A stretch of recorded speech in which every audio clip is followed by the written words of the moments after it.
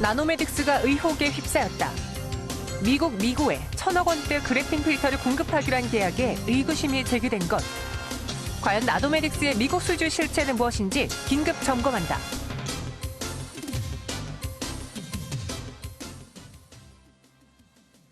오늘 시가를 보고 논란 종목이 있다면은 이 종목이 또 그 안에서 가장 크지 않았을까 싶어요. 나노메딕스인데 시초가 14%의 개파락, 여기에 장중 19% 넘는 급락까지 보였습니다. 무슨 이유 때문인지 AR 인베스트먼트 오현진 팀장과 함께 점검을 해볼게요. 안녕하세요. 안녕하세요. 네, 저희가 이 소식을 좋게 호재로 전했던 게 정말 엊그제 같은데 나노메딕스가 급락을 해요. 네네. 이유가 무엇일까요? 네, 그래서 뭐 여러 가지 복합적인 이유가 있는데 일단은 나노메딕스는 지금 그래핀 관련주로 완전히 엮여 있죠. 그래서 스탠다드 그래핀의 전환사채에 투자하면서 주요 주주로 올라 있기 때문에 앞으로도 뭐 그래핀 관련 이슈로 인해서 움직일 건데 최근에 그 수처리 업체 미고와 셰일가스 오염수 처리를 위한 그 그래핀 필터 부분에서 4년간 한 1,000억 정도 규모의 이제 수주를 받았습니다.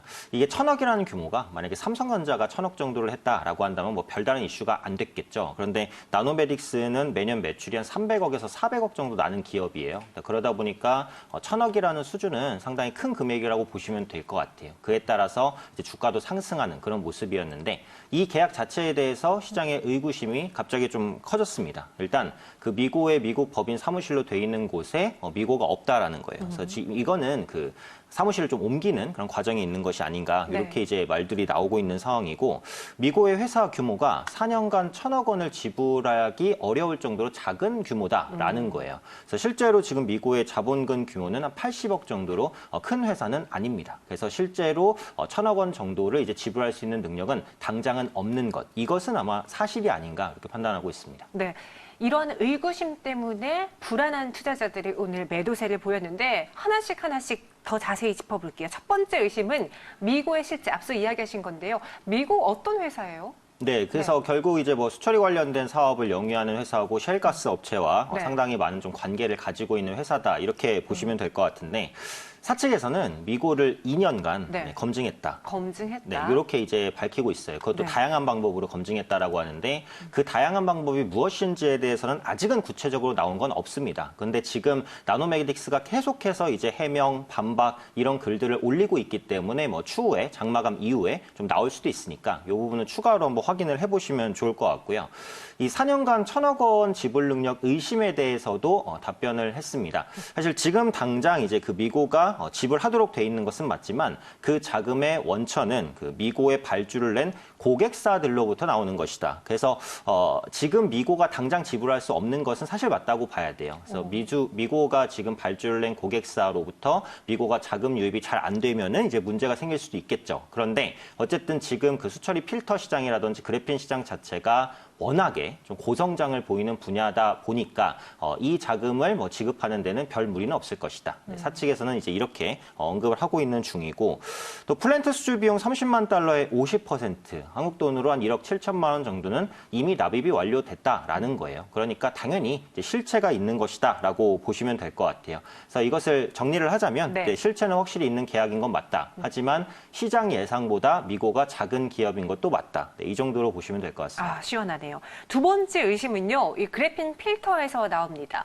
그래핀 필터 과연 가치가 있는 거야? 라고까지 의심이 번지는데 팀장님은 어떻게 보세요? 그래서 이 부분을 저도 이제 한번 찾아봤는데 그러니까 지금 사용화가 돼 있는 게 그 활성 탄소 필터예요. 이 활성 탄소 필터가 그 상수도에서 냄새라든지 색이라든지 아니면 이물질 이런 것들을 걸러내는데 상당히 탁월한 효과가 나 있다 이렇게 이제 알려져 있고 실제로 많은 기업에서 이 활성 탄소 필터를 사용을 하고 있습니다. 그래서 그래핀 필터가 이제 경쟁력이 있겠느냐라는 건데 역시 사측에서는 그 진일 보완 정화 필터다. 그래핀층을 이용해서 나노 단위까지 이제 유해 물질을 제거한다. 그러니까 쉽게 말하면은 이제 그 활성탄소 필터보다는 당연히 더 좋은 방식이다. 이렇게 주장을 하고 있습니다.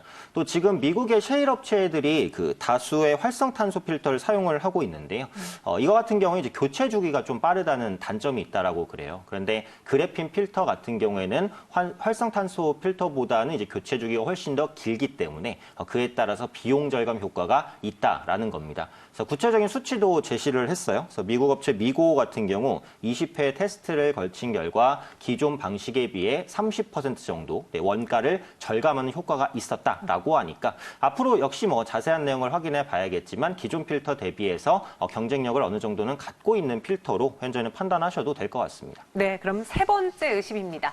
나노메딕스는 이런 의심인데요. 저희가 그래펜주 이야기할 때 나노메딕스 구글 항상 그 안에서 거론되는 회사거든요. 실제로 그래펜 사업에서 두드러진 역량을 갖고 있는지, 기술력을 갖고 있는지요.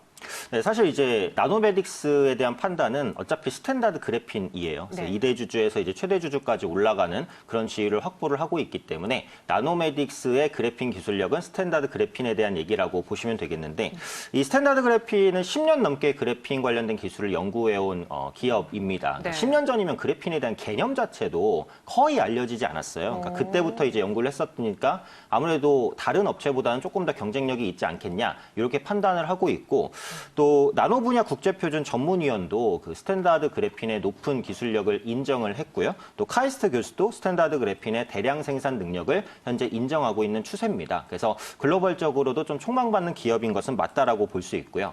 이 그래핀이라는 것이 굉장히 IT 제품에 쓰이기 유리한 것들을 많이 가지고 있습니다. 투명하고 필수도 있고 단단하고 심지어 전기도 잘 통해요. 그래서 앞으로 플렉서블 기기를 만드는 데 있어서 아주 혁신적인 역할을 할 것으로 보여지는데 그에 따른 이제 단점도 있습니다. 대량 생산이 어렵고 전류를 통제하기 어렵다. 그런데 이 스탠다드 그래핀 같은 경우에는 그래핀 대량 생산 기술에 있어서도 어느 정도 인정을 또 받고 있어요. 그래서 그동안 그래핀을 상용화시키기 어려웠었던 이유를 좀 제거해 나갈 수 있는 그런 기술을 가지고 있다라는 거죠. 그러니까 그래핀 업체 중에는 분명히 주목할 기업인 것은 맞다라고 봅니다.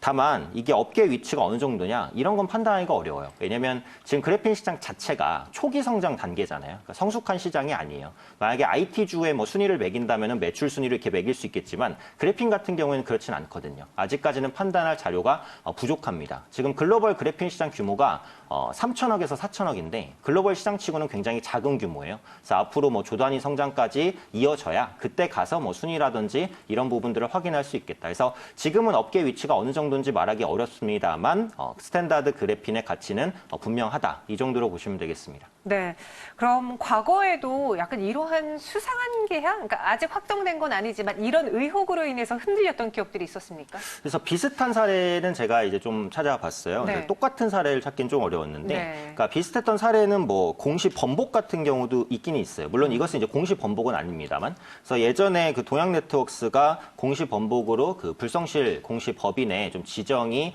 됐었던 그런 사례가 있습니다. 유상증자나 뭐 유형자산 매각을 하겠다고 했다가 이제 그 부분을 좀 철회를 했었던 부분이 있고, 지난달 말에 그 노건 C&I가 판매 계약 체결을 철회를 했어요. 또 8월에 코오롱 생명과학도 역시 판매 계약을 철회하는, 그래서 번복 공시 같은 경우에는 뭐 시장에 종종 나온다라고 보시면 되겠고요. 조금 더 가까운 건 이제 해석 차이예요. 특히 이제 회계 관련된 공시를 냈을 때 시장에서 해석을 좀 다르게 하는 그런 부분들이 있습니다. 아마 나노메딕스도 약간의 해석 차이가 좀 있었으니까 좀 비슷할 수도 있다라고 보는데, 당시에 이제 시노펙스 같은 경우 지분법 손실이나 뭐 손상 차선을 조금 과대 계상했다, 이제 과소 계상했다, 이제 이런 의혹들이 있었어요. 그에 따라서 이제 그 거래소부터 약간의 그런 좀 제재를 좀 그런 받는 모습들이 있었으니까 이번에 나노메딕스에 부는 의혹들도 뭐 엄청 특이한 경우는 아니고 뭐 시장에 종종 나올 수 있는 해프닝 정도라고 보셔도 될 것 같습니다. 네, 그리고 나노메딕스 하면 또 떠오르는 사람이 짐 로저스라는 인물인데요.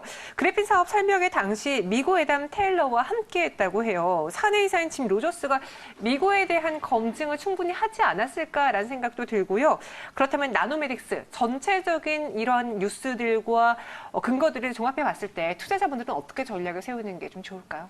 네, 그래서 제가 이제 그 기사 설명회의 내용을 네. 봤는데요. 네, 사진도 뭐 같이 찍고 그 내용을 봤는데 네. 거기서 한 언급은 그냥 이렇습니다. 그러니까 짐 로저스 같은 경우에는 스탠다드 그래핀의 높은 기술력을 믿는다, 확신한다 이런 내용이 있었고 관련해서 이제 그 미고 애담 테일러 같은 경우에는 석유 회사들이 그래핀 정수 시설에 많은 관심을 갖고 있다. 뭐 그건 실제로 그렇습니다. 그래서 그런 언급들을 했는데 짐 로저스와 이 애담 테일러가 실제로 대화를 하거나 뭐 이런 장면이나 이런 건 없어요. 그래서 굳이 뭐 그런 검증이 있었겠느냐 이런 생각은 듭니다. 물론 밝혀진 내용은 아니니까 앞으로 추가적인 이슈를 해석해봐야 될 것 같고요.